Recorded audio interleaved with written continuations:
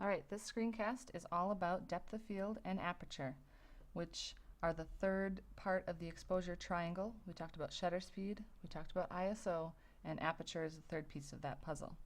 It is going to be really important that you take some detailed notes throughout this PowerPoint, and because it's a video, just pause it anytime you need to write something down. So to begin, sometimes in a photograph we want everything in focus. In this case, the foreground is really important, but so is the background, so we need them both to be clear. Other times we want to have a little bit of blur in the picture.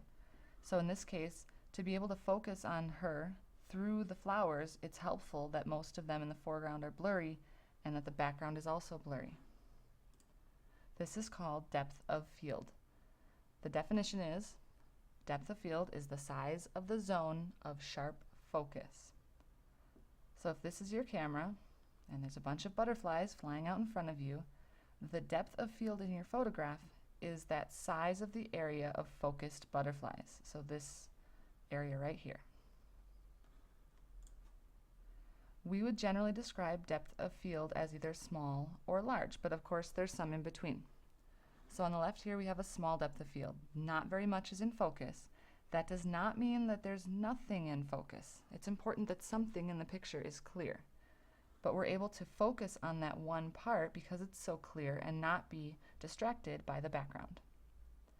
On the right here we have the same photograph with a large depth of field. There's a lot in the picture that's in focus. All of the flowers are in focus and the background is slightly blurry, but it's still clear enough that we can see it. Here's another example of small and large depth of field. So on the left we have all of the cars in focus, and on the right we're only focusing on one of them. It definitely gives your viewer a clear indication of what you want them to look at. So now, why would you want to have control over what is in focus in your picture? Well, for one, it can draw the viewer's attention to a specific subject, and additionally, it can help eliminate a distracting background. So if there's a lot going on in the background and you don't want the viewer to be distracted by it, you might want to use a small depth of field to help blur it out. On the other hand, what if the background is really important to the story? It helps us understand the context of the picture. In that case, a large depth of field might be a better choice because we'll be able to see all of those details and help them, put the pieces of the puzzle together for the story. So here's a couple sample pictures. This one is using a small depth of field, helping us focus on the child's face and not be distracted by whatever is going on back here. Here's a large depth of field picture. The boats are equally important as the buildings in the background, and even the clouds. Everything in this picture is in focus because it all tells a story of this scene, this place. We want to see all of the details. Here's another picture. This one is a small depth of field. Many times we focus on the face in a photograph, but in this one, they're focused on the feet. And we have kind of a nice leading line here leading up to her face. We can see it. It's not totally blurry. And why do you think that we would want to have a small depth of field in this picture and be specifically focused on the feet? Well, they help tell the story. Obviously, she was outside playing barefoot in the mud and has these dirty feet, kind of a story maybe of childhood. And so that's almost more important in this picture than the details of her face. So we want to be able to use depth of field to our advantage in our pictures. Now, the aperture is a part of your camera. It looks like this right here on the lens. Sometimes you can actually see it when you look into the front of the lens. It's this little opening here, and it's the opening that light passes through into the camera. It's what the pinhole from our original camera obscura, which was simply a pinhole in a dark box, it's what it developed into. It's a more evolved pinhole, essentially, because we can control the size, we can change the size of it. Apertures are measured in f-stops. So if you remember back to shutter speeds, we were always measuring in seconds or fractions of a second. With aperture, we're measuring with f-stops. So those are the numbers used to describe how wide the aperture is. So in this example, we've got an f 1.4. You'll see the slash there. And that aperture is wide, wide open, letting in lots of light. and then they stop down little by little. So an f4 is getting more and more closed. And this last one in this example is an f16, is a tiny little pinhole of light. So this is not going to let in as much light. A lot of the examples in this PowerPoint will show f16 as the most narrow aperture opening, and that's just because it's a very common large f-stop number. However, a lot of lenses, especially now, go to a bigger number. So our lenses on our cameras, I believe they go to f36. So if you can imagine, this is f16, f36 would be an even tinier pinhole, so they stop down even further. Now your aperture is a lot like the human eye. If you notice here on the left, we have an aperture that's very stopped down, a tiny little opening. That's very similar to how your eye reacts when there is a lot of light. Your pupil constricts, gets really, really small, and what it's doing is restricting some of that light from entering your eye. On the other hand, if you go into a dark room, your pupil opens up. It dilates, it gets really big to let in as much light as possible so you can see what's happening. And your aperture can do the same thing for your pictures. So if you need more light, your picture's coming out too dark, maybe you want to open it up a little bit. Or if your pictures are coming out too bright and you need less light, you can stop it down, close it like that. So the two are related, depth of field and aperture. Your depth of field in a picture, or that amount of blur, is controlled by the aperture setting. And when we're talking about aperture, again, we're always talking about the size of that opening, as opposed to with shutter speeds, we were always talking about time. They both control light, just in a different way. So here we have a wide aperture. It's wide open, which means it lets in more light. And it would be described with a smaller f number, so like an f2. Sometimes that can be confusing because it's a small number, but a big opening. That seems not right. See the little slash between the f and the 2? That helps you remember that we're actually talking about fractions here.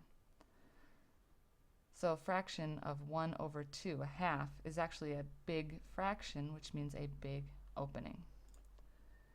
Now a wide aperture like this is going to give you less depth of field, meaning a smaller amount of focus area, so you'll get that blurry background. On the other hand, a small or narrow, some people would call it a narrow aperture, is just the opposite. It's going to let in less light. It's going to be described with a large f number, like f16, and it's going to give you more depth of field, more things in the picture in focus. Now, if you're not a big fan of fractions, I like to relate the fractions and f-stops to pizza. Everybody likes pizza. So if you think about it, an f2, small number, but it's actually a big aperture opening. So what I like to think about is one giant slice of pizza when you cut your pizza into 2 pieces. On the other hand, if you cut your pizza into 6 pieces, you're going to get a much smaller piece of pizza, or in photography, you're going to get a smaller amount of light because 1/6 is a smaller fraction than 1/2. So what you can see here is how aperture opening, the size, is affecting the light in a picture and the depth of field at the same time. So in this picture, we get a blurry background and a brighter picture with this wide aperture, maybe like an f5. And as we stop it down, the aperture gets more and more narrow. We get down to this one, f13. It's a much darker picture, and we can see all the details in the grass in the background.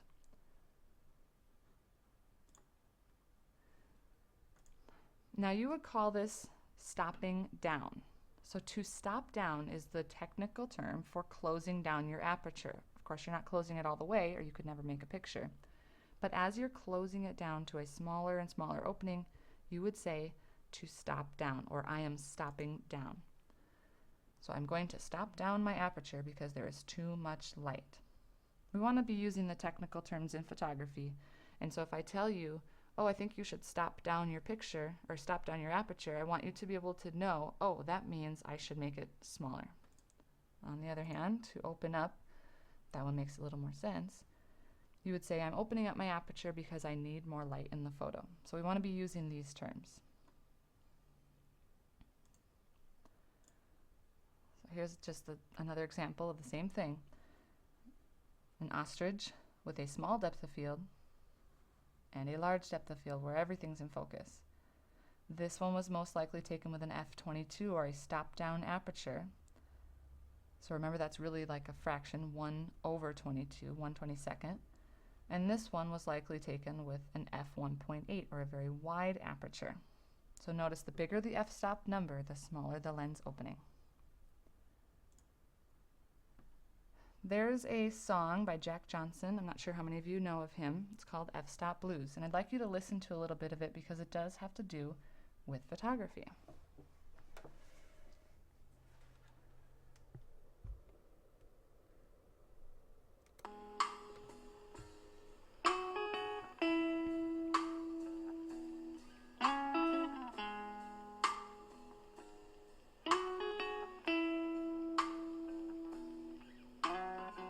Driftwood floats after years of erosion.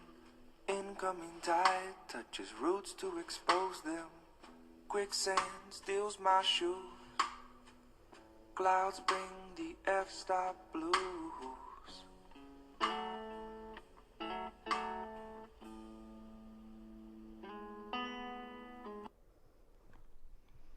Okay, so in the song, he says that the clouds bring the f-stop blues. So think about that for a second. Why would clouds bring f-stop blues for a photographer? Well, when the clouds come and cover the sun, we lose a lot of light. As a photographer, that can be stressful. And so the f-stop blues are, oh man, I need to open up my aperture really, really wide and try and get enough light to make a picture. And at some point, your aperture just won't open up wide enough, and then you have the blues. In general, the more expensive lenses will open up wider, so that could also give you the blues, like, oh, I can't afford a lens that will open up wide enough to make a picture today. Okay, there's a rule in photography called Sunny 16. Helps us remember what kinds of apertures to use on certain types of days. So if we look at, on the left here, we've got a sunny day. We've got a little kid outside. Look what he's doing with his eyes. He's squinting. He's squinting because he's trying to restrict some of the light coming into his eyes so it's not too bright. That is similar to an f/16. As I said, f/16 used to be kind of the biggest f number, and now they go bigger. But Sunny 16 is kind of a little phrase to remember that if it's sunny, you should use an f/16 or a big F number. On the other hand, if it's cloudy and you're able to open your eyes nice and wide, and you might need to get enough light, that would be more like an f/2, a very wide aperture.